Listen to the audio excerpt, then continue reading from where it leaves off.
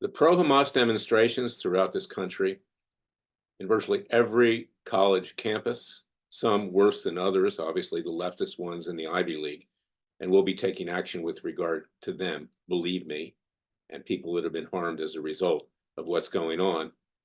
But they're turning violent. And despite that, our brain-dead president, who can barely speak, certainly can't talk, says nothing.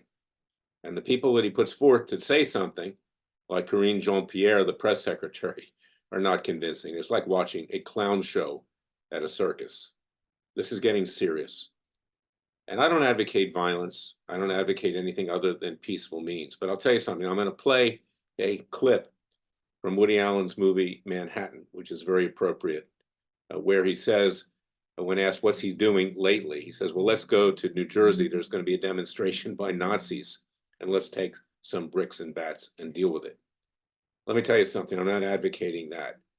But the fact is that if you are attacked, if you are threatened, if you are in fear of immediate bodily injury or death, you have a right to respond, even with deadly force. I want you to know that.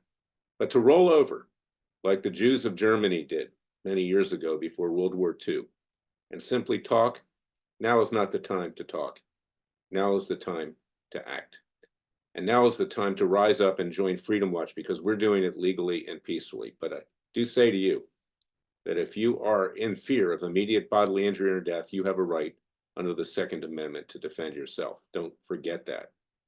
There was a slogan many years ago created for the Jews who survived the Holocaust.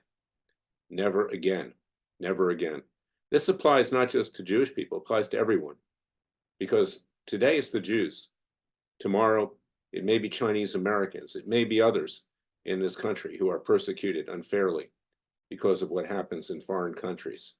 And in the case of Israel, they are simply defending themselves with regard to Hamas. This does not condemn Palestinians in general. There are very many good Palestinians. But the fact is, the people that are occupying these college campuses, they're either ignorant, stupid, or frankly, they are surrogates for terrorist interests. And you have the press secretary of the military, John Kirby, saying he doesn't know of any involvement.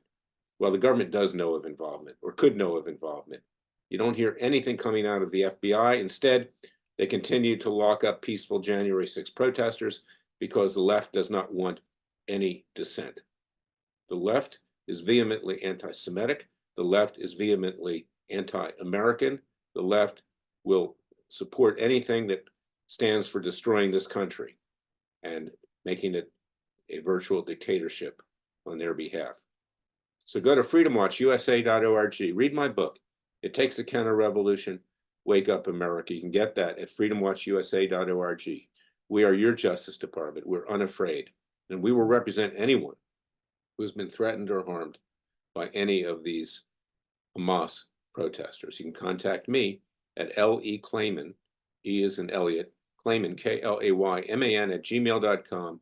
And if you have a valid case, we will represent you pro bono at Freedom Watch. God bless you. God bless your family. God save America. Remember, the Father and Son will only help us if we help ourselves. The Jewish people, Christians, and others have gone through this for centuries. We will not allow it to happen again. We will not allow there to be a second Holocaust.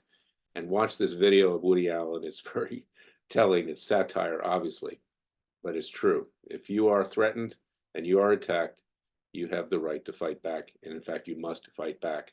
Otherwise, you're facing a situation where things are going to get much worse. Be back tomorrow with another special podcast. Thank you for listening to me. I heard you quit your job. Yeah, real self-destructive impulse. I want to write a book, so I has anybody read that Nazis are going to march in New Jersey, I read this in the newspaper. We should go down there, get some guys together, get some bricks and baseball bats and really explain things to them. There was this devastating satirical piece on that on the op-ed page of the Times. It is devastating. Well, a satirical piece in the Times is one thing, but bricks and baseball bats really gets right to the point. Oh, but really biting satire is always better than physical force. Think about it. Physical force is always better with Nazis because it's hard to satirize a guy with shiny boots.